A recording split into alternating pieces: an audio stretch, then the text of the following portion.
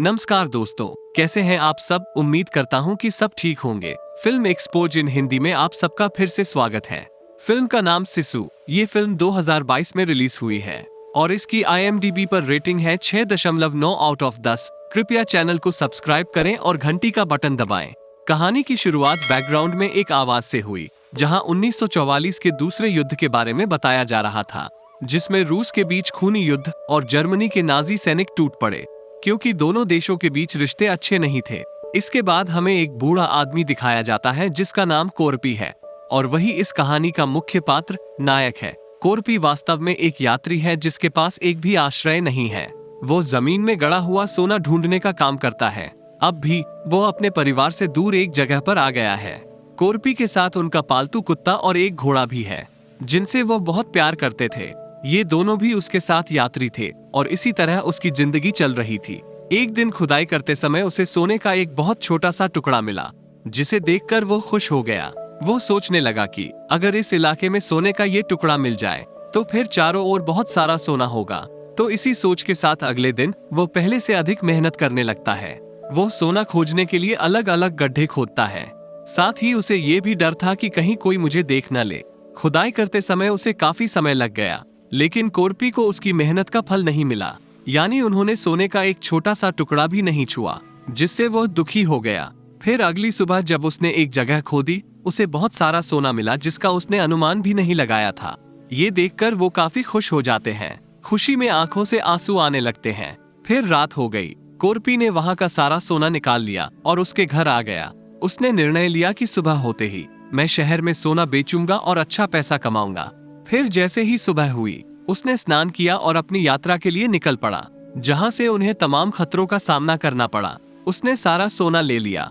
वो घोड़े पर बैठा था और अपने कुत्ते को लेकर शहर की ओर चला गया। रास्ते में उसे नाजी सैनिकों की एक टीम दिखाई देती है, क्योंकि वे 2 रूसी लड़कियों का अपहरण कर रहे थे और उन्हें अपने साथ ले जा रहे हैं। जैसे ही कोरपी उनके सामने से गुजरी, सभी सैनिक उस पर हंसने लगे। कोरपी की नजर कमांडर पर गई, जो उसे बड़े ध्यान से देख रहा था, लेकिन वो उसे नजरअंदाज करते हुए उसे वहां से जाने देता है। तब सेनापति अपने आदमी से कहता है कि वो बचाया जाने वाला नहीं है। बहुत जल्द वो भी मारा जाएगा, क्योंकि हमारे सैनिकों की एक और टीम जमीन में बम डालते हुए आ रहा है, जिसमें ये बूढ़ा कोरपी मारा जाएगा। जब कोरपी आगे बढ़ी, उसने देखा कि बहुत से लोग मारे गए हैं। इन्हें बीच में खंभों से बांधा गया है। ये देखकर वो हैरान भी हुआ और थोड़ा घबरा भी गया, क्योंकि दोनों देशों के बीच दुश्मनी और युद्ध इतना बढ़ गया है कि नाजी सैनिक निर्दोष लोगों को मारते हैं और फिर मरे हुए लोगों को ऐसे बांधा जाता है, जिसकी वजह से वहां हर किसी का आना जाना होता है। किसी खतरे से कम नहीं था। वैसे भी वहां से थोड़ा आगे उस सेना का एक अन्य सैनिक कोरपी को रोकता है और उसकी तलाश शुरू कर दी, जहां उसे पता चला कि कोरपी भी एक तस्कर है, जो चुपचाप यहाँ से सोने की तस्करी कर रहा था, जिससे सिपाही नाराज हो गया। वो कोरपी से कहता है कि वो सारा सोना दे दे और उसे उनके हवाले कर दे। ये देते हुए कोरपी अपने कुत्ते को वहां से भाग जाने के लिए कहता है। जब कुत्ता वहां से भागता है, सैनिक उस पर गोली चलाने लगते हैं। गोलियों की आवाज सुनकर जो सेनापति आगे बढ़ रहा है, वो समझता है कि निश्चय ही मेरे सैनिक ने उस वृद्ध कोरपी का अंत कर दिया होगा, जिससे वो मुस्कुराने लगे। लेकिन उसे क्या पता था कि ऐसा कुछ हुआ ही नहीं।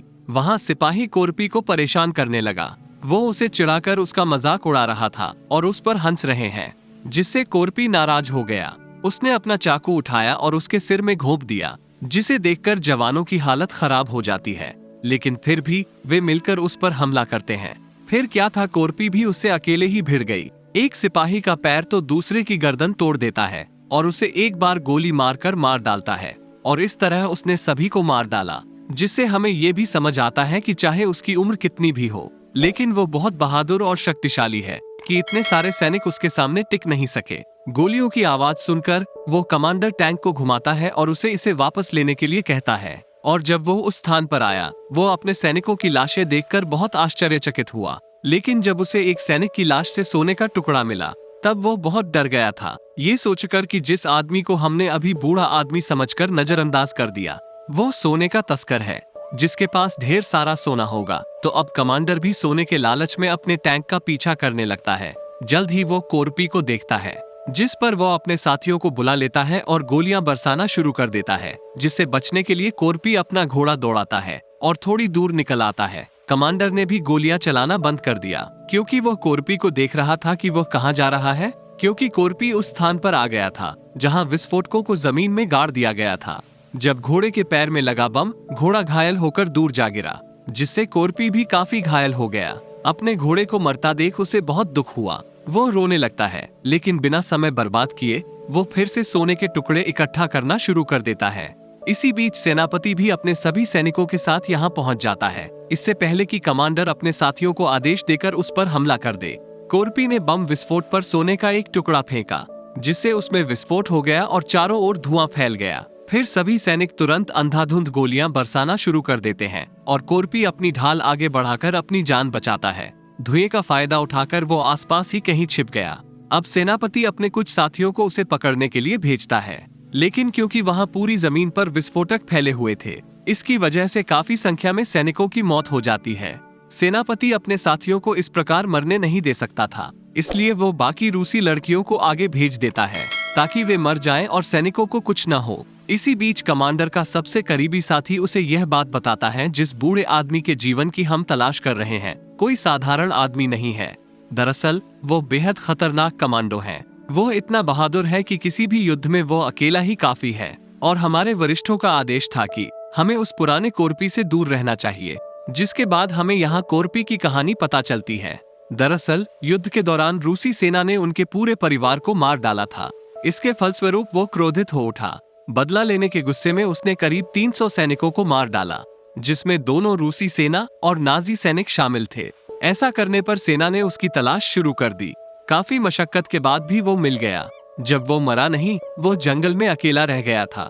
बाद में उनकी शक्ति, वीरता और साहस को देखकर उसका नाम कोरपी रखा गया, जिसका अर्थ है बहादुर, न पराजित होना या मर जाना। कमांडर का साथी कहता है कि हमारे बहुत से साथी मर गए, इसलिए अब हमें वापस जाना चाहिए, लेकिन उन्होंने मना कर दिया। सोने के लालच में और कोरपी से बदला लेने के लिए उसने बस आगे बढ़ने के लिए कहा। वहां कोरपी काफी दूर तक आता है और एक जली हुई कार के पीछे छिप जाता है। उसने देखा कि मेरे पैर में गोली लगी है, जिसे वह अपने चाकू की मदद से बाहर निकालने लगा। अब ये स्पष्ट है कि ऐसा करने में उसे बहुत कठिनाई हो रही थी, क्योंकि बहुत दर्द हो रहा था। साथ ही इतना घायल होने के कारण वो कमजोर भी हो गए थे। तो थोड़ी देर के लिए उसकी आंख खुल गई, लेकिन थोड़ी देर बाद सेनापति और उसके सभी सैनिक वहां आ जाते हैं। आवाज सुनकर कोरपी जाग गई और वो झट से अपने ट्रक से उतरकर छुप जाता है, लेकिन कुत्ते उसे सूंघते हुए आ रहे थे, तो उसने ट्रक का पेट्रोल टैंक लीक कर दिया और पेट्रोल अपने ऊपर गिरा लेता है ताकि कुत्ते उसे सूंघ न सके। लेकिन तभी एक सिपाही को सूचना मिली कि पेट्रोल लीक हो रहा है, जिसके चलते उसने ट्रक रोक दिया। इससे कोरपी डर गई। पकड़े जाने के डर से वो वहां से भागने लगता है, लेकिन कमांडर के साथी ने उस पर गोलियां चलानी शुरू कर दी।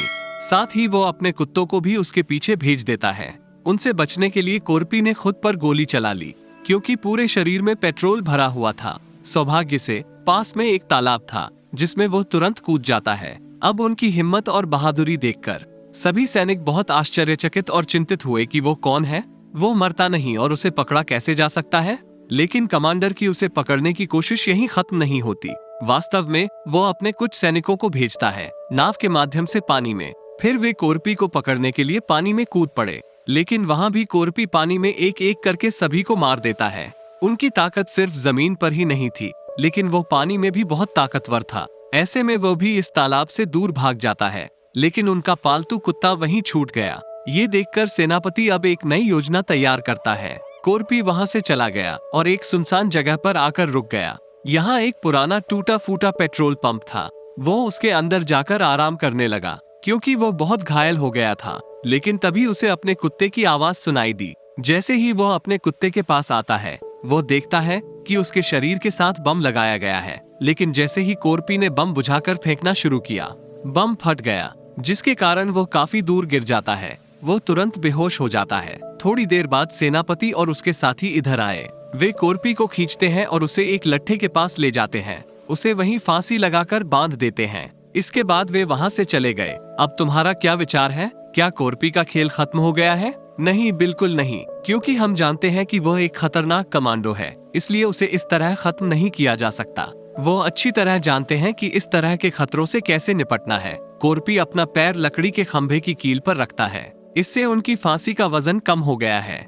और कुछ समय तक वो मरकर भी जीवित रहता है। कुछ देर बाद सुबह हो गई और वहां से एक विमान गुजरने के कारण रस्सी ढीली हो गई। वह नीचे आकर टूट गया, जिससे कोरपी नीचे गिर जाता है। विमान के दोनों पायलट पेट्रोल भरवाने के लिए इस पेट्रोल पंप पर आए। जैसे ही वे कोरपी को देखते हैं, उन्होंने उसे मारने के लिए एक पायलट भेजा। अब कोरपी, जो बहुत होशियार था, दोनों पायलटों को बहुत चालाकी से मार देता है और उनमें से एक को घायल कर देता है। ऐसा करने के बाद वो अपने घावों पर पट्टी बांधता है, जिसके चलते वो किसी भी तरह की पट्टी का इस्तेमाल नहीं करते हैं। इसके बजाय वो अपने घावों को धातु के तार से सिल देता है। ये देख सामने घायल पायलट कांप उठा, क्योंकि उसने इतना साहसी आदमी पहले कभी नहीं देखा था। अब चूंकि कोरपी को सेनापति से अपना बदला लेना था, साथ ही उसे सोना लेकर शहर पहुंचना था, इसलिए वह पायलट को अपने साथ लेकर आगे बढ़ जाते हैं, क्योंकि उन्हें विमान उड़ाने के लिए पायलट की जरूरत थी। जब सेनापति और उसके सैनिक आगे बढ़ रहे थे, वे एक जगह आकर रुक गए, क्योंकि वे उसी विमान को अपने सामने नष्ट होता हुआ देखते हैं। जब वे जांच करते हैं तो वे देखते हैं कि कोई पायलट को फांसी पर लटकाकर मार डाला है, और ये वही रस्सी है जिससे उन्होंने कोरपी को फांसी दी थी, जिसका मतलब था कि कोरपी मरा नहीं है बल्कि अभी भी जीवित है। ये सोचकर सेनापति को बड़ा सदमा लगा। फिर वो अपने साथियों को सतर्क रहने और आगे बढ़ने के लिए कहता है। जिस ट्रक में रूसी लड़कियों को कैदी बनाकर ले जाया गया था, उसमें एक सिपाही कोरपी के बारे में बात कर रहा था। ये सुनकर उनमें से एक लड़की एनो उनकी मूर्खतापूर्ण बातों पर हंसने लगता है, और अब से हमें एनो गर्ल को आई कहकर बुलाना होगा। अब एनो लड़की, यानी मैंने उन सैनिकों से कहा कि आप कोरपी को कभी नहीं ढूंढ पाएंगे। उसे हराना नामुमकिन है, क्योंकि वो बहुत बहादुर है। ऐसा पहले कभी कोई नहीं कर पाया। उसे पकड़ने में अब तक 300 सैनिक अपनी जान गंवा चुके हैं। तो आप लोग क्या हैं? अब अगले ही पल कोरपी उनमें से एक पर हमला कर देता है और उसे मार डालता है, और वो खुद ट्रक के अंदर आ गया। उसे देखकर मैंने और मेरे दोस्त ने उसका समर्थन करने का फैसला किया। खासकर मैंने उनका बहुत समर्थन किया। कोरपी मेरी और मेरे दोस्त की मदद से जाल फैलाया और सिपाहियों को मारते रहे। मैं भी एक ट्रक में बैठ गया और 9-10 सैनिकों पर एक और बंदूक चलाई और उन्हें मार डाला। इसी तरह और भी कई सैनिक। उसके बाद कोरपी अंततः टैंक में चढ़ गया, जिसमें सेनापति और उसके सैनिक उसके साथ थे। ये देखकर सेनापति अपने साथी को भेजता है उससे लड़ने के लिए बाहर, लेकिन कोरपी उसे बहुत आसानी से पकड़ लेता है और सीधे टैंक से नीचे छलांग लगा दी और उसे इतना पीट कर अधमरा कर दिया। तभी बाइक से 2 सिपाही यहाँ आए। अब सेनापति के साथी ने सोचा कि ये दोनों मुझे बचा लेंगे, लेकिन जब उसने कोरपी को देखा, वे बाइक से उतरकर यहाँ से भागने लगे, क्योंकि वे कोरपी के प्रसिद्ध कार्यों के बारे में पहले से ही जानते थे। अब कोरपी ने कमांडर के साथी को नहीं मारा और बाइक लेकर वहां से निकल गया। इसके बाद मैंने बाकी रशियन लड़कियों को भी आजाद कर दिया। इसके बाद हम बंदूकें लेकर वहां आ गए और कमांडर के साथी को चारों तरफ से घेर लिया, क्योंकि उसने मुझे और मेरे साथियों को कई बार प्रताड़ित किया था।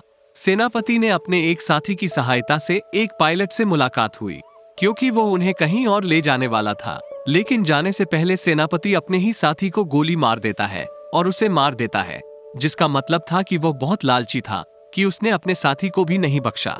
विमान में बैठकर कमांडर पायलट के साथ उड़ान भरने लगा। तभी अचानक कोरपी तेज गति से आई। आते ही उन्होंने उनके विमान पर गोलियां बरसानी शुरू कर दी। गोली लगने से सामने का शीशा टूट गया, लेकिन आखिरकार वे फिर भी उड़ान भरते हैं। बाइक को नीचे देखते हुए कमांडर ने सोचा कि कोरपी नीचे रह गया है, लेकिन ऐसा नहीं था। दरअसल वो अपने हथियार के साथ विमान तक पहुंच गया था और वहीं लटक गया। फिर जैसे ही वो टायर के पास आया और आखिरकार वो विमान के अंदर आ जाता है। उसके अंदर आने की आहट सेनापति ने भी सुनी। जैसे ही वो डरकर वापस गया, अचानक कोरपी ने उस पर हमला कर दिया, जिसके बाद यहाँ शुरू होती है उनकी खतरनाक लड़ाई। इस लड़ाई में कमांडर कोरपी पर हावी हो रहा था। वो उसे उठाकर मार रहा था। वो उस पर हुक से वार कर उसे घायल कर देता है, जिससे कोरपी इतना घायल हो गया कि उसकी हालत मरने जैसी हो गई। अब इससे पहले कि कमांडर उस पर दोबारा हमला करे, कोरपी को मौका मिलता है और वो मिसाइल से हुक जोड़ लेता है, जिसकी रस्सी कमांडर ने पकड़ ली थी, और फिर मिसाइल छोड़ देता है। उसके कारण सेनापति भी नीचे आ गया, मिसाइल के साथ जमीन पर। यहाँ आते ही मिसाइल में विस्फोट हो गया, जिसके कारण कमांडर की भी जान चली गई और यहीं उनका खेल खत्म हो गया। थोड़ी देर बाद कोरपी देखता है कि पायलट की चोट लगने से मौत हो गई है, जिसके कारण विमान धीरे धीरे जमीन पर जा रहा है। अब कोरपी को विमान उड़ाना नहीं आता था, इसलिए वो खुद को कसकर बांध लेता है और पीछे की सीट पर बैठ जाता है, जिसके बाद विमान जमीन पर आ गया। टक्कर की वजह से वो नष्ट हो गया। विमान के टुकड़े टुकड़े हो गए। वहां सारी रशियन लड़कियां यानी मैं और मेरे दोस्त नॉर्वे पहुंच चुके थे। साथ ही हमने कमांडर के साथी को भी बांध दिया, जिसे हमने मारकर घायल कर दिया। अब हम एक आदमी को गड्ढे से बाहर आते हुए देखते हैं। आश्चर्य हुआ, वो कोई और नहीं बल्कि कोरपी था, जो इतने बड़े विमान विनाश हादसे से भी बच गया, जो वाकई सराहनीय है। वैसे भी अब वो बचा हुआ सोना बेचने के लिए एक बहुत बड़ी सोने की दुकान पर जाता है। जैसे ही वो अंदर आता है, वो अपने साथ लाया सारा सोना काउंटर पर रख देता है। सोना देखकर उसके आसपास के सभी लोग काफी हैरान हो जाते हैं। सोना लेने के बदले में कोरपी बड़ी रकम और बड़ा हिस्सा मांगता है, ताकि भविष्य में उसे कोई परेशानी ना हो। वो आसानी से पैसे लेकर दोबारा यहाँ सोना ला सकता है। तो ये थी कोरपी की बहादुरी की कहानी, और यहीं पर इस फिल्म की कहानी समाप्त होती है। ऐसी ही फिल्मों की एक्सप्लेनेशन देखने के लिए इस चैनल को सब्सक्राइब करें और घंटी का बटन दबाना ना भूलें। तो मिलते हैं अगली फिल्म की कहानी में, तब तक के लिए अपना ख्याल रखना।